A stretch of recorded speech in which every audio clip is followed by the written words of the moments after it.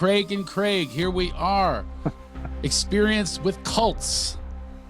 And Yes. you are here to share your experience. I'm so happy you're calling or zooming in from New Zealand. We haven't had any guests from New Zealand, so you're a first, and I know your story will be a first for us as well. So welcome to My Wife Joined a Cult. I'm Craig Shoemaker, and you are Craig Hoyle. Now, tell us a little bit about yourself, to introduce yourself to the people listening or watching. Sure. I am from New Zealand. I'm 35. I grew up in a group called the Exclusive Brethren, who are a very fundamentalist Christian sect. They practice what they call separation, so no social contact with the outside world. So you're born into the church. These days you go to a church school, you go to church every night of the week, your entire social circle, your education, your employment, everything is bound up in this quite restrictive community. And when I was a kid, no TV, no radio, not allowed to play with the kids next door. We weren't allowed to watch videos at school, even at that point, and all technology, so mobile phones, computers, even fax machines were banned. And some of those things have changed in the Brethren now, although they're still just as controlled. But my experience growing up in the Exclusive Brethren was of this very insular, very tightly controlled group where if you broke the rules, there were some fairly severe consequences. So we had a number of family members that were excommunicated. Both my grandfathers were excommunicated and a range of uncles and aunts. And so there was all this talk about unconditional love and how this was the only place you would find love and acceptance. But when it came down to it, the love was very conditional on following the rules of the group. And anyone who didn't. Were you born into this? I mean, when you were born, you were automatically in? I mean, so since a baby, or what age? So I was born into the Brethren, as were my parents and my grandparents, my great-grandparents. I was seventh generation. Wow. Oh my, that's unbelievable. And this is in New Zealand? Yes. So they have been in New Zealand for my family have been in New Zealand for 6 generations. Most my great, I mean, they joined in all sorts of different directions, my different lines of ancestors, but the earliest was my great grandparents who joined right at the beginning in the 1820s when the Brethren started in England. And who started this? Was there a specific person? Is there that deity that you that came up with the doctrine for this, or that you follow? Obviously, they passed away if there was one.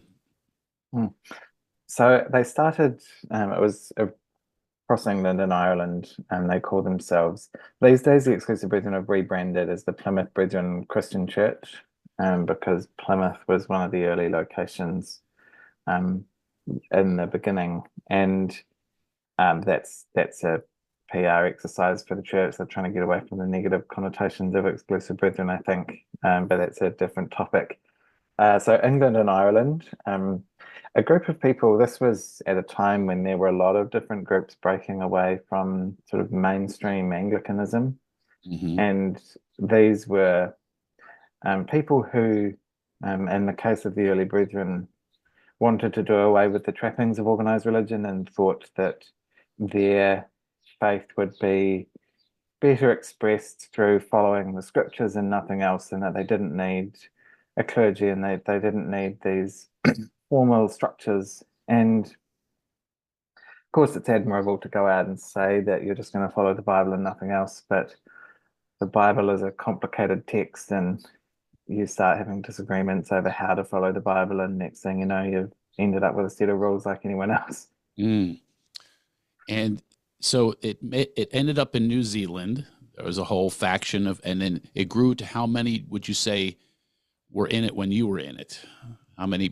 How far did it? New Zealand's not a big place. I actually saw on dating apps, it's such a small place that they actually have part of the app is checking to see if someone's your cousin. I have not encountered that. It's not to say it's not true. Is it possible you're thinking of Iceland, where they do have that, I believe? Yeah, well, I think it was New Zealand, but it could be Iceland as Mm, well. They're both mm. small places. There aren't that many people. But how large is this group? And uh, did so yeah, how big do you think it is like now and when you were in it? Mm. So the current numbers are about 53,000 worldwide. Um, Wow. and of those 53, about 8,000 are in New Zealand. So in terms of per capita, New Zealand has the highest population of exclusive brethren in the world. Mm, phew.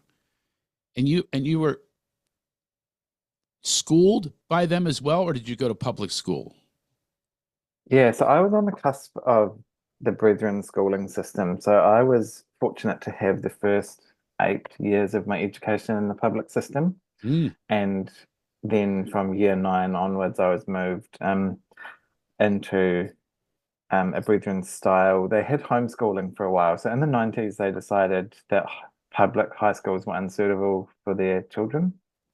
And there was a period of about 10, 15 years where you got pulled out of state school and then had to do homeschooling for your high school. mm. And at the time I was going through high school, they were just in the process of starting their own high schools. And then they progressively um, lowered the age at which you could enter the Brethren school. And so now you have kids going to these schools all the way through And, those junior years as well. and I can only imagine when you're a kid, all kids are rebels at some point. Did you find like a little faction or a best friend that you're confiding with and saying this is not right, or you're questioning it? You're saying, I see people that they have all these other luxuries of life, and I want that. I mean, did you have someone like that? Basically a fellow escapee? I think when you're a kid, the cost of admitting that you didn't believe in something but is too high. Oh, And so it would be unthinkable that you would question the church in any way. And the Brethren had all sorts of sort of doctrines and sayings around preventing those sorts of thoughts or doubts. You know, they used to say that if you allowed yourself a single doubt, it could unravel your faith. Um, and if you don't understand it, don't question it, was another one of their mantras. mm. And and so there were in an environment like that where there's no scope, there's no permission to question or even ask for an explanation on why things are the way they are. Um, Even allowing yourself to admit that you might have a doubt could be a fatal mistake. So Uh, when you're contemplating, you're by yourself. We're all by ourselves a lot. In the shower, in bath, whatever it is. You're contemplating. You're thinking. You're walking. Are you saying to yourself, "I am questioning this"? And then what's the process in your mind? That it sounds like a war that would go on. I think the process is more, I don't understand this, and so what's wrong with me that I'm too Mm. stupid to get it? And you never admitted that to anyone to say, "Am I too stupid?" Or did you go to anyone, a parent, and just have these questions, or wanting some relief? And it sounds like a lot of self-flogging going on here. Like I shouldn't be thinking these things. And where do you go with that? Well, self-flogging was kind of the point. We used to be told that you should wake up every morning and look in the mirror and say, "Oh, wretched man that I am," uh, which is hardly the basis for a sort of positive self-identity. But if you were struggling with thoughts like that, generally you suppress them. Mm, Um, the whole idea, like never allow yourself a single doubt. If you had a doubt, you pushed it down as far away as you could, because to admit that you had um, questions about things like that, to admit that you weren't singing from quite the same song sheet as everyone else, mm, um, was very, very risky. And there were all sorts of cases that we knew of people who had expressed their doubts and then immediately been excommunicated. Um, like my grandfather, for instance, who said that who was challenged by his wife, my grandmother, on why he wasn't reading the church teachings, and he said it was because he disagreed with what the world leader was saying, and he came home from work that night, and the priests were on the doorstep, and he was excommunicated. You say Um, world leaders. How are they? I know the Pope. There's a big process, and they have the smoke that comes whatever the process is. How do they choose this leader? Is there like a Pope? It's the world leader. yes, so they have a world leader who they variously refer to as the man of God or the elect vessel, or have a whole range of different names and titles. But in function, it's similar to the Pope in that it's a lifelong position once you attain it, and um, you have absolute authority, and for the brethren, they regard their man of God to be literally God speaking through a man on earth. Mm. Um, and they see their man of God as being interchangeable on a spiritual level with Jesus and what Jesus represents to Christians. So your world leader is as representative of God as Jesus was or is. Um, and so there was no scope for questioning whether this world leader might be wrong. We used to be told things like, there's more chance of the sun not rising than the man of God failing. Uh, Wow. and So and he's really deified and canonized. It sounds like uh, you do not question whatsoever. What about sexuality? When you're having sexual thoughts when you turn 13, 14 years old, I mean, what happens to those? Also suppressed? And is that what happens yeah, during those discovery years that we all have? very, very much depressed. But the strange situation with a lot of these groups that are sort of hyper focused on controlling sexuality is that to control sexuality, you have to talk about it a lot, Really? because you have to be like sex and sexuality, you have to be very prescriptive with what's allowed and what's not allowed. Um, like, where's the line between washing your genitals in the shower and when does it become masturbation if you touch yourself for too long? Mm, Like, you really have to get into the weeds of specifying what different things are. right. And like, you touch someone else here, what does that mean? You touch someone else there, what does that mean? And you're told, like, obviously the only sex that's permitted is in the context of a heterosexual marriage. So no sex before marriage, you can only have sex with your husband or wife. But then they would say, well, it's possible to be just as corrupt with your wife as it is with anyone else.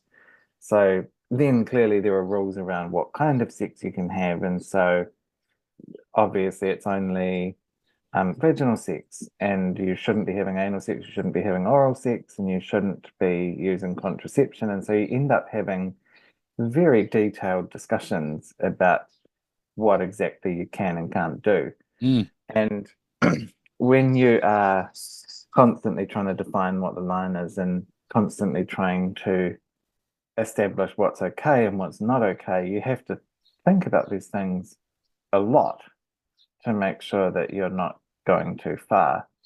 And I think one of the results of that is you end up with this sort of hyperfixation where you are um, constantly vigilant and constantly thinking about it to make sure that you're not doing anything you shouldn't. And were the priests doing things they shouldn't be doing? Was there any rumors of that? Have you ever heard?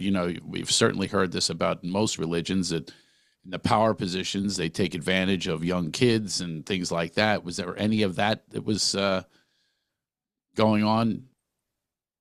Well, when we were in the Brethren, or at least when I was in the Brethren, those sorts of things were just never ever talked about. Uh, and I was fortunate that I didn't experience any sexual abuse, Oh, okay. other than uh, talking to a Brethren doctor and being asked if I was sexually attracted to one of my local priests as a teenager. Uh, They asked you that. yep, Wow. that was one of the relatives of the world leader who happened to be a doctor. But those sorts of things, I mean, as we've seen with the Catholic Church, the victims are so often made to feel like it's their fault. Of course. And I was shocked when I left the Brethren and started talking to other people who had come from the Brethren to realize how many people had had these experiences of sexual abuse in the church. And part of that, I think, is that there were some fairly significant abuses of power or the potential for abuses of power. And I think another part of it is that there was no framework for discussing those kinds of things. Like there was an awful lot of talk around what you should and shouldn't do sexually and how you shouldn't masturbate and so on. But there was no talk about consent or what you should do if someone touched you inappropriately, or what inappropriate touching even was.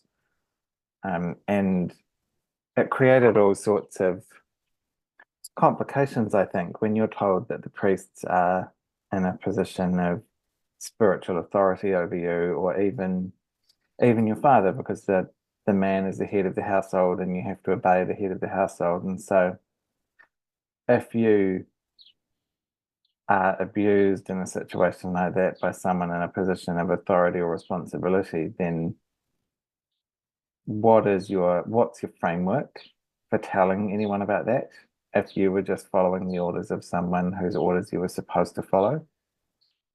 And so there was no awareness, I think, or no framework for being able to discuss some of those things and talk about them and disclose them without there being any additional shame attached to them.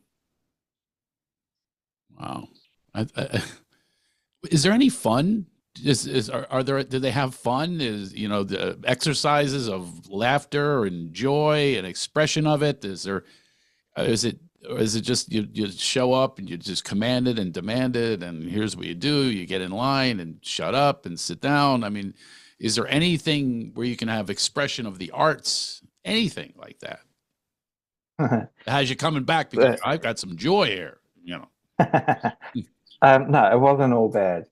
They were very, very socially focused, and so um, there's a very sort of tight-knit community of people around you, and so there was a lot of, I remember a lot of evenings with family and with um, other brethren kids, and there would be a lot of singing and a lot of playing and a lot of friendly, jovial interaction. Uh, of course, that had to happen within parameters that were allowed. Yeah. And you weren't allowed to listen to pre-recorded music, which meant you had to make your own music. So there were a lot of people who played the piano or the guitar or something like that because that was the only way you could have music. But it was only Christian music. There couldn't be any outside music about love or anything like that, right? No, strangely, they did listen or they did play some outside music, although um, there were sort of shifting rules around what kinds of music you were supposed to play. For instance, anything by Elton John was supposed to be a no-go because he was a gay degenerate, obviously, and so you wouldn't listen to that kind of music. And No Beatles. How about Beatles? Any Beatles? no, the Beatles were another one that you were supposed to avoid because of what they represented Okay. um, of the liberalization of Western society through the 60s So and how something that really was clean, like a Pat Boone. I think that he was Pat Boone. I think he was like the clean singer that was about. I guess he was about Christian values as well. So I guess there was a whole sanitized version of things you could listen to, or even any art, for that matter. I Yeah, would imagine so even what you read in poetry and has to be um, suitable, approved of. What's that? suitable. Yeah, well, it's suitable to them. They must have an approval committee for all of these things. It sounds like you can't go any outside the box. It reminds me of the Wizard of Oz. They were in this walled city, and only what the wizard told you. You couldn't go outside of the walls, and that's how Mm. a lot of people live, unfortunately, in the world. It's not only this group, it's a lot of groups, and they're controlled and dominated and afraid to express themselves or ask any questions. And it sounds like that's the life you led until what age? 19 I was when I came out. 19. Came out. You mean um, it's so I was 19 when I left the Brethren, oh, okay. um, and that was when I came out as gay, probably more publicly. I had confessed that I was gay to the priests You did. when I was, yes, yes, when I was 18. Well, I believed it was a sin because when Mm, you grow up in a group like that, they're intensely homophobic. yeah, I'm And sure. so for me, the Brethren work on a confession model, a little bit like the Catholics, I suppose, where you were encouraged to confess all of your sins, and that um, the way to truly reach a place of spiritual peace with God was to get all your sins out in the open. And so you were very much encouraged to tell other people, particularly the priests, about all of the bad things you'd done. And so for me, Had you done any bad things? And if you did do any bad things, did you do them with someone else that was in the group? uh, well, I was always very much of the belief that if you were going to do anything that was against the rules, it was much safer to do it with someone who wasn't in the group, Sure. because the risk you ran if you were with someone else who was brethren was that they could have a come to Jesus moment before you, and they could confess to the priests and dob you in. Take you in with them. And Yeah. yeah, and they had different levels of, like, if you confessed something to the priest, then that showed that the Spirit of God was working in you and that there was already repentance and like you had proactively brought it up. But if they found out that you'd done something and they caught you in the transgression of covering it up, that was worse. Um, and you were taking quite a big risk, I think, doing something with someone else in the Brethren, um, because you had no control over how and when the priest found out. Yeah. Um, and so I went through months and months and months of these confessions, because at that point I believed I was trying to resolve the doubts that I had and trying to get to a good place The um, doubts you had about what? about the brethren and the Oh, way I they. see about that, not about the Mm. sexuality. That you were clear about. uh, or more to the point, that doubt was the riskiest of all, and so that was the last one to be surfaced. And the confessions for me went on for a number of months and almost always involved alcohol. So the brethren are very big drinkers. Oh, really? Uh, Hmm. yes, I'm very fond of a bottle of scotch. Uh, and so often these confessions would be me round at a priest's house on a Friday night, and he would pour whiskey after whiskey until my tongue loosened enough to confess whatever I had to confess that Well, Friday. it did start in Ireland, so that makes sense. I And always thought you were supposed to go with wine because that was the blood of Christ, but there's I not guess enough alcohol in wine. You can't get drunk fast enough. but I guess so. I'm just curious about the moment. Do you recall the actual moment you said, "I am now going to be brave and courageous and confront and actually literally break this thing. I'm going to leave right now. So give me the moments leading up to that, your thoughts, where you are, your age, all of that. I want to hear the process. This is what I'm going to do. And what did you actually do? Who did you go to sever the Mhm. entire relationship with them?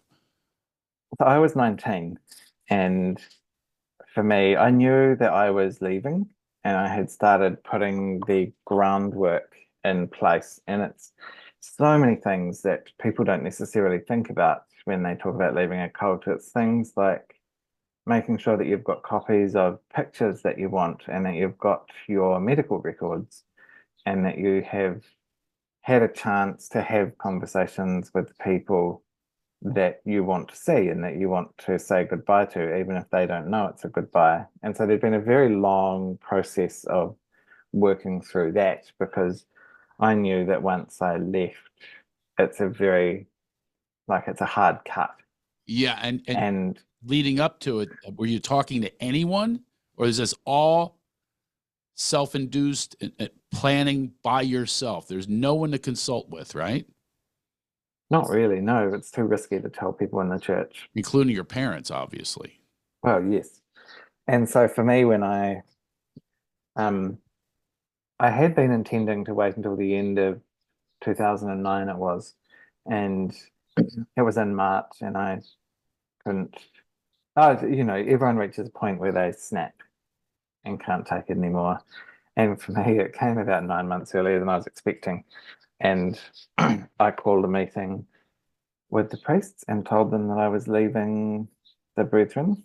Um, but something that was really important to me was to make the point that I was leaving the Brethren church, but I was not voluntarily leaving my family, my job, or my home. Uh, because I very strongly believed, and still do, that where you worship or the church that you belong to shouldn't have any impact on those other parts of your life. And so it ended up being quite a drawn out process where I said that I was leaving the Brethren, but then refused to move out of my parents' house and refused to quit my job, and which led to, Oh, excuse me and 1 second. The job with like your bosses? It was with them? yes, I was Oh, working in the family business and what business was that? What were as you a doing? tire shop. So the tire shop is owned and operated by your family, and it's all part of the group. Yes, yep, Oh, that's okay. right. So you're saying I'm keeping my job, you're not firing me, Hmm. and I'm staying in this house. I'm 19 years Yeah. old. I'm staying in here. I'm just leaving the church. Yes, yeah. That was And to me, unacceptable to them. well, yes, and it was really important to me to make that point. And I knew that it was untenable in the long run, but I had seen, with a lot of other people who left, people who went quietly and voluntarily moved out to not make things difficult for the family, who then had the situation um, misconstrued. And then when they said, well, you kicked me out, they would say, no, you left of your own accord. You abandoned us. Hmm. Of Um, course. and so, That's the and so I mind was, game.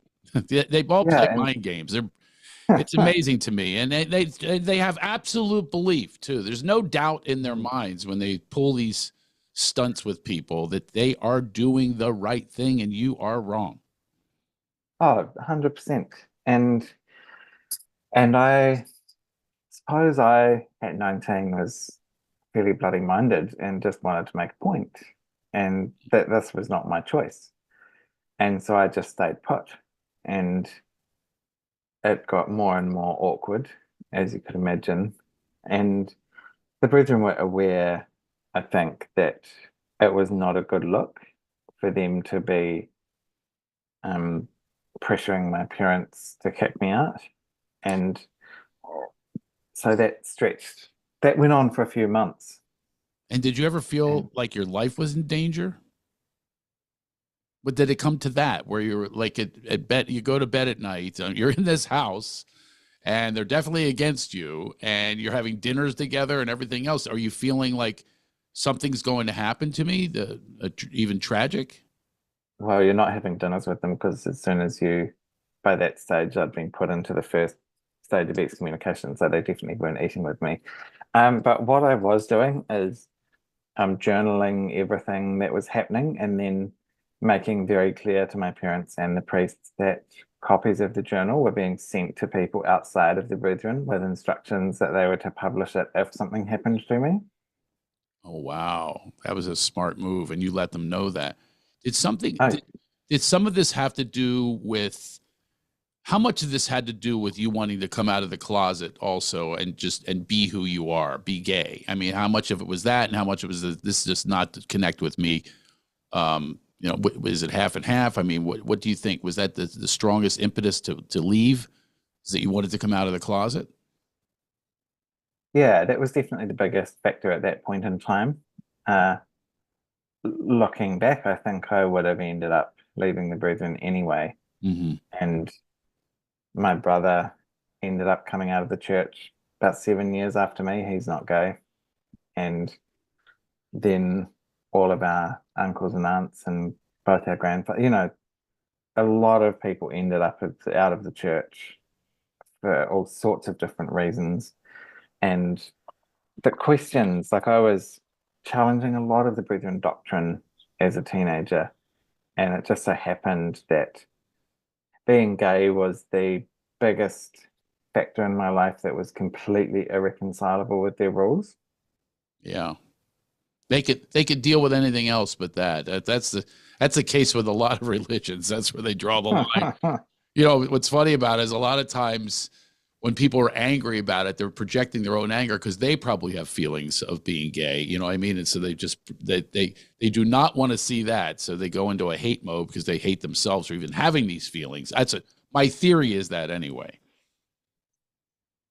Not yours? Wow. When you're in there, you have no frame of reference for what it means to be gay or who might be gay. Yeah. But certainly there are some people I look back and I wonder. Mm. Uh, Oh, by the way, but are the priests celibate? The priests, or no, no, probably not no, they're because not. they want to procreate so that there's more of you. Yes, so no, the priests aren't celibate. They're just regular members, married like anyone else. Right. And I think one of the things that marks the Brethren priests is that they have no formal training. So there's no structure to how they become priests. It's usually people that have done well in business, so people that have money or people that have ingratiated themselves with the world leader. And so they haven't been through any formal training, and there's no qualification, and there's no framework in place or no formalized framework in place to make sure that they are acting ethically and responsibly and duty of care and all those sorts of things. Yeah. Uh, so it was very much just, I think, people flying by the seat of their pants. Um, and I don't think how much money you have should be any qualifier for raising you to a position of spiritual prominence, but that No. seems to be the way that Britain have gone with it, which is very unfortunate. There was always an expression in the United States. I don't know if you heard this. That guy's got more money than God. Have you ever heard that one? No. Oh yeah, we have that in the United States. It always made me laugh. More money than God, like he's sitting up there in heaven with the big vault, dishing out cash.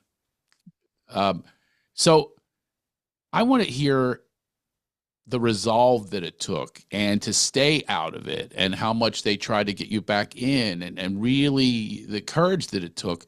Give us some hope for someone that might be, they might want someone to get out of a cult. They might be in a cult and they need to hear from you, some inspiration on what it took to actually to complete this task. I think for me it was desperation more than anything else. I knew that who I was utterly incompatible with the group I was in. Mm. And I could see that the longer I left it, the harder it would become, and that there would be more collateral damage. And I realized very quickly, we had been told that the world was a cold, hard place, and that the only place we would find love and warmth and acceptance was in the Brethren. I very quickly realized that the opposite was true.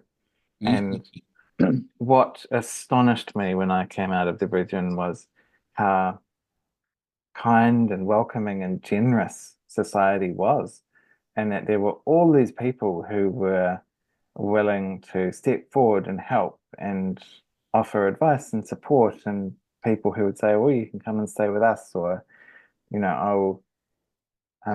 I will play you the music that people of our age would have listened to as children, and here are the movies that you've missed out Oh, on." awesome. First thing you heard Mm. was Elton John, right? No, Gave you a little Elton I John, was, I Philadelphia was, Freedom.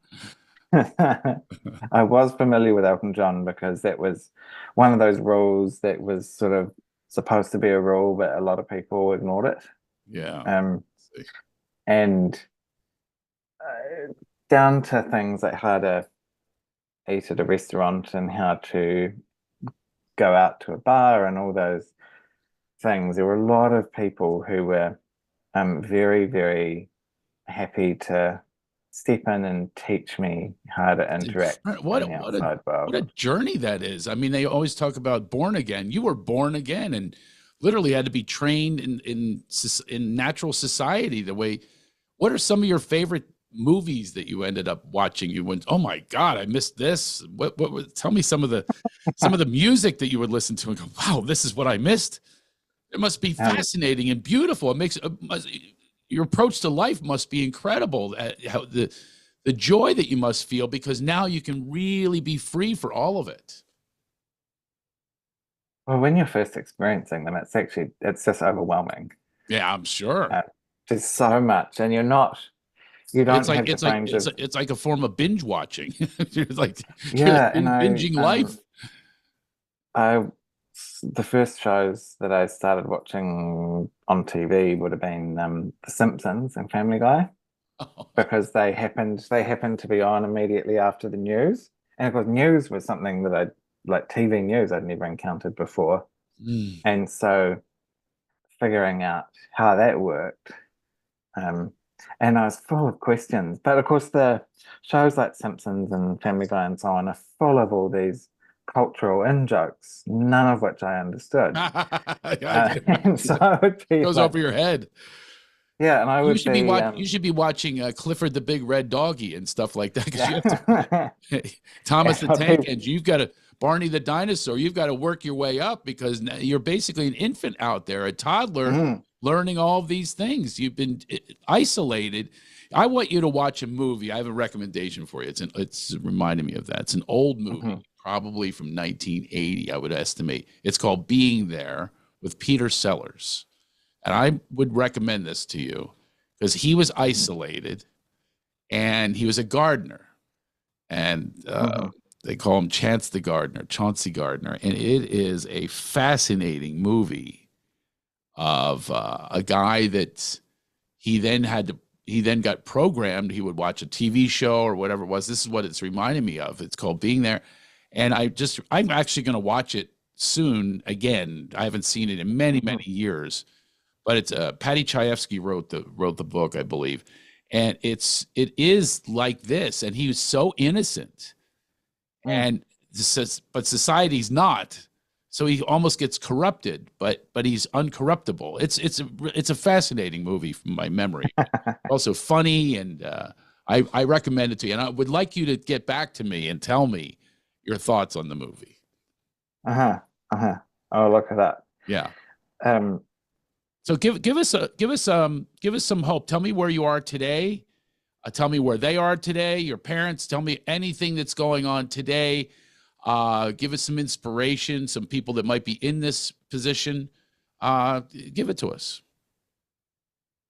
yeah, I was incredibly fortunate when I left, that I had a lot of support, and I told my story quite early on after coming out of the Brethren, and that was how I ended up becoming a journalist, because the um, 60 Minutes did a story on me at the end of 2009. It was just a few weeks after I'd been excommunicated, and the team, the producer and the reporter and so on, were like, "Well, what do you want to do with your life now that you're out in the outside world?" And um, talked to me about my passions and what I was good at and so on. They said, oh, we think you should be a journalist.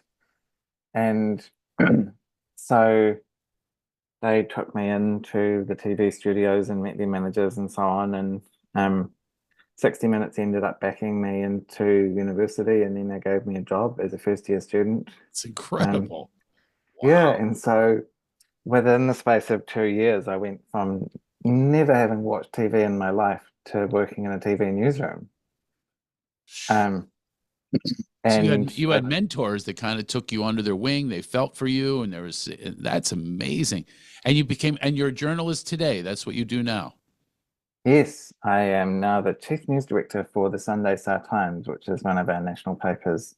It's amazing. Um, a newspaper, incidentally, that we weren't allowed to read in the Britain. And what are you in touch with anyone from the group, the church? So I'm not in touch with my family that are still in the group. So my parents, I haven't had a functional relationship with them for 15 years now. Mm, And the last time I called my mum, because it was important to me to be civil and to let them know that I was okay. And if I was going back to Invercargill where I grew up, I would get in touch to let them know, just because that's what you do. You let your family know you're going to be in town. hmm. Um, but the last time I called my mum to let her know that I was going to be in Invercargill, she didn't recognize my voice. Um, and after that, Yeah. and I said to them, it's not that I have a burning desire to see them, but to me, it's just being polite. Mm. Um, and I'm happy to have a conversation if they want to have a conversation. Sure. That Um, which is difficult. What would the topic be of the conversation? Do you think they have more of a problem with you leaving the church or being gay? So which do you think they uh, have the most issue with? no, they haven't. The biggest problem of all they have is that I no longer believe in God, actually. Oh, oh, that's a no-no. That's a no-no. Well, They Craig, heard, I had such a wonderful time chatting with you. This is fantastic, and I'm so happy that you have this amazing job as a journalist in television, which you weren't allowed to watch television. What a story! Do you have a book on this that we can read? Did you I write a book? do. You better I have wrote a written a book. book. The book came out about a year ago. Oh, It's called Excommunicated. I love it. And it is a multi-generational story. So when HarperCollins got in touch and asked if I would consider writing a book, I said no, because I strongly believe that telling one person's story in isolation doesn't capture the full impact of a group like this. Yeah. And I said, what happened to me is just the result of what happened to my parents and their parents and their parents. And um, ended up giving them a lecture for an hour on all of the things that had happened in our family over 200 years and how they'd led to me being where I am. And they said, why don't you write a book about that? Yeah. It's almost And it's like it's a historical book, which is incredible. You just wrote a history book. yeah, and I was really fortunate as well that my family had kept very detailed records, which was unusual in the Brethren. But I had extensive letters and diaries and records from pretty much all the generations going back to my great great great great grandparents, and uh, particularly when my grandfather died. Of course, he was out of the Brethren as well, and we cleared out his apartment, and we hadn't realized that he'd documented his entire life, and he had kept copies of every letter that he had sent and received, and he'd even kept notes of telephone conversations that he thought were important. Mm. And not just his records, but there were also complete diaries for his parents, my great grandparents. Um, and then the records sort of just went further and further back. And so there was this very detailed, very rich material that told the story of 7 generations and how that interacted with the Brethren. And of those 7 generations, 4 of us left and one rejoined. And then there was the original generation that joined. And my My mum is actually the only one of the 7 generations that's never left or rejoined. Mhm. Wow. Well, I admire you. I admire your courage, your valor, your chutzpah. You're a real inspiration. It's how do we find your book? What's your handle on Instagram or anything like that we can follow you? So on Instagram, I'm at Craig Hoyle NZ. Okay. Um, and anyone who wants to find the book can find it on Amazon or at any good bookstore. It's pretty easy to find if you give it a Google. I love it. I love it. Well, thank you for being with us on My Wife Joined a Cult. There's always hope for everyone out there. And Craig, I have no hope. This Craig has got a lot of hope. but you brought it today. I really appreciate it. Craig, have a wonderful rest of your day. I heard the birds singing earlier.